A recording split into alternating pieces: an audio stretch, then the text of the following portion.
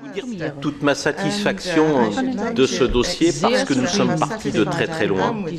Effectivement, quand il y a 2 ans, on a pris conscience que seule la maille européenne pouvait représenter, j'allais dire, une dimension efficace pour le filtrage des investissements étrangers. Je rappelle que 14 pays, à peu près sur 27, avaient un système de screening, mais il était nécessaire d'aller, pour reprendre une phrase d'un homonyme bien connu, Marcel Proust, d'aller à la recherche du temps perdu.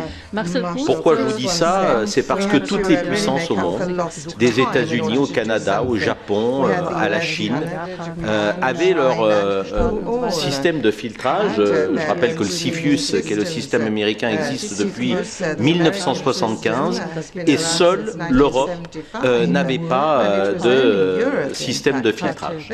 Et j'allais dire, au travers de cette méthode de screening, nous ne remettons pas en cause le principe de subsidiarité. L'État membre dans lequel va avoir lieu l'investissement restera le seul décideur. Mais ce que nous allons apporter à l'État membre, c'est une aide à la décision. Plus aucun État membre ne pourra nous dire « nous ne savions pas ». Et donc je dis qu'au travers de ce texte, on est passé de la loi du silence à la loi du dialogue. C'est ça qui est important.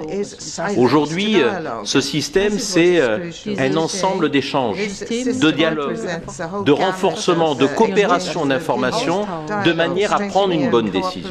Il y a une liste qui a été travaillée, bien sûr, qui est une liste non exhaustive et qui sera actualisée au fil du temps.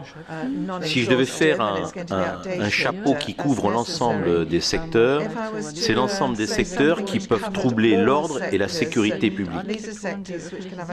Et bien entendu, il y aura une attention particulière sur des secteurs stratégiques.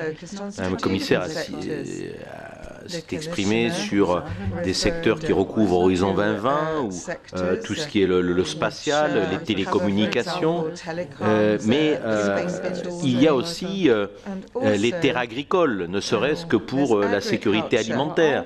Donc c'est un ensemble de domaines où les investissements dits étranges peuvent avoir des conséquences, soit sur un système de dépendance qui pourrait engendrer une perte d'autonomie sur une filière industrielle et donc avoir des conséquences sur des emplois liés à cette filière, soit qui engendrerait un trouble de l'ordre ou de la sécurité publique. Encore une fois, je me permets d'insister, le succès de cette méthode de screening réside dans le dialogue avant tout et l'échange d'informations. Et pourquoi la dimension européenne est importante? Moi qui suis français, le screening existe depuis 2005.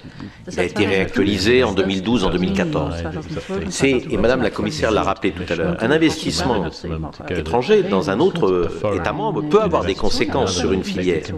Et encore une fois, le but, ce n'est pas de refuser les investissements étrangers, c'est de voir quels sont les investissements qui, au travers d'un certain seuil, pourrait nous mettre dans un système de dépendance. Je vais vous prendre un exemple non européen. Comme ça, je ne vais pas prendre de risques. Le Canada a donné l'exploitation de ces terres rares aux Chinois. Quand le Canada a voulu travailler avec le Japon pour exporter ces terres rares, eh bien les Chinois ont empêché le Canada de travailler avec le Japon parce qu'ils avaient un conflit en mer de Chine avec le Japon. C'est ce genre de situation que nous voulons éviter. Demain, imaginons que nous, les uns et les autres, on fabrique des véhicules électriques et qu'il y a un pays, un État qui est le monopole de la batterie électrique.